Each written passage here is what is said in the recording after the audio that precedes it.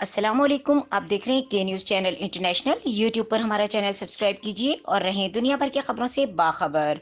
खबरों का सिलसिला आगे बढ़ाते हुए रुक करेंगे साहिवाल का, जहां से रिपोर्ट कर रहे हैं हमारे नुमाइंदे अली रजा। मेट्रोपॉलिटन कॉरपोरेशन के अमले की कारकर्दगी पर सवालिया निशान। शहर के वस्त में मेट्रोपॉलिटन ऑफिस के चंद गज के फासले पर कैप्टन उस्मान शहीद वाली गली में गंदगी और गलाजत के जोहर ने मक्खियों का जीना दो भर कर दिया। ताफुन बदबू के सबब मुख्तलिफ बीमारियां फैलने का खतरा। मच्छरों की आमाजगाह साथ डेंगू की अफजाइश की नस्ल का भी खतरा।